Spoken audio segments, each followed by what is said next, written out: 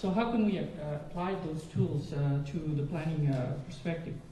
I have an example here. It's in Oshawa. I analyzed some of the neighborhoods, and if you have interaction between these two neighborhoods, you probably should think about the higher levels of cycling facility. So that's how we ended up with some of the cycling plan in Oshawa, which is coming probably this year.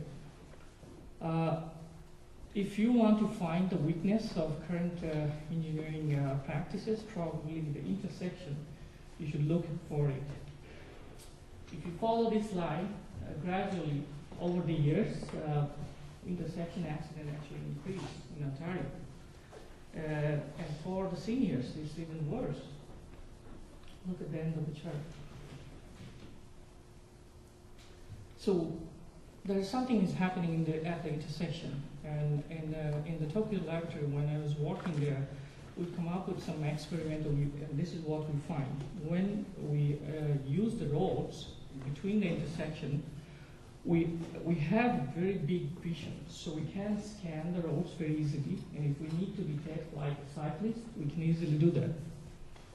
But at the intersection, that field of view reduces dramatically. So you need more time to find out where is the cyclist or the pedestrians. So this is one of the reasons that intersection is so dangerous, and we keep ignoring these issues over the years. We also made some mistakes when we applied some highway design systems for our urban streets. Urban streets is just nothing but local or residential streets, or some of the roads going through the downtown or the retail areas, right? But we applied the linear system, which is very fast and is good for the high-speed environment, to the urban streets. And this is where I believe most of the problems we are facing in the engineering and planning communities.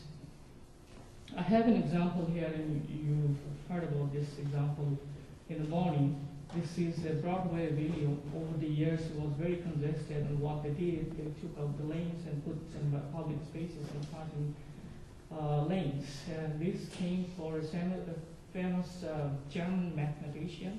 He talked about a long time before that if you keep adding the roads or widening the lanes, it's not going to solve the traffic congestion. Now we know that, and many cities are just applying these rules. I'm not going to go in detail of the cycling facility. You probably know most of this stuff. On-road facility, we use it sometimes for low end of the users, or dedicated facility for a little bit higher physical separation between the travel lane and cycling facility. Or we can put everything in the boulevard, which is even much more safer. How can we use that? Normally, engineers do not like text or policies, right? So we need to translate it some other tools. And this is how we come up with ideas that in the vertical line, you see the less separation, you go up and higher separation. And this line, you can use any of the parameters that is related to the road design, right? In this case, I have traffic volumes, but you can use it some like the size of the lane or bicycle volumes and so on. So you can easily identify using the traffic volumes for different conditions and end up with what the treatments you needed. And we used it our cycling plan successfully. I have some other examples here. Within the right-of-way, how can we use or reorganize a little bit? Almost done. So this is the existing condition, 10.6 meters. If we want to add some cycling lanes or facilities, we can do it, even reducing the road size.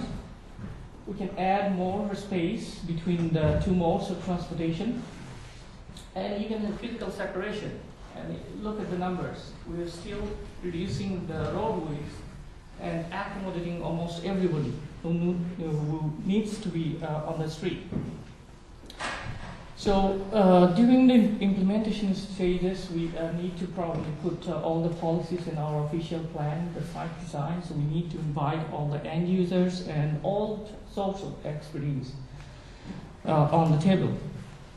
I have a couple of more slides, and I don't want to talk about politics, but here what I have seen.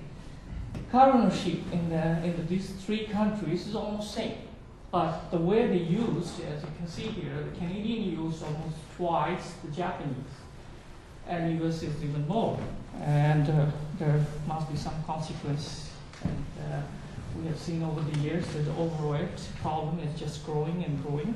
And if you ask me to one reason, health would be the top of the list, right? This will be my last slide. This is my favorite space in Tokyo. And when I went there, I was a fresh graduate, fresh engineers. I was listening to one of my colleagues' presentation, who is trying to explain that how trees create a tunneling environment that takes care of the speeds. At that time, I thought it was wasted of money and time, and it's silly. Now I know how stupid I was. This is not the engineering we should do, and you may lose something on the whole process, but I can guarantee you, public will win, and you cannot imagine what we can win through this process. Thank you. Thank you.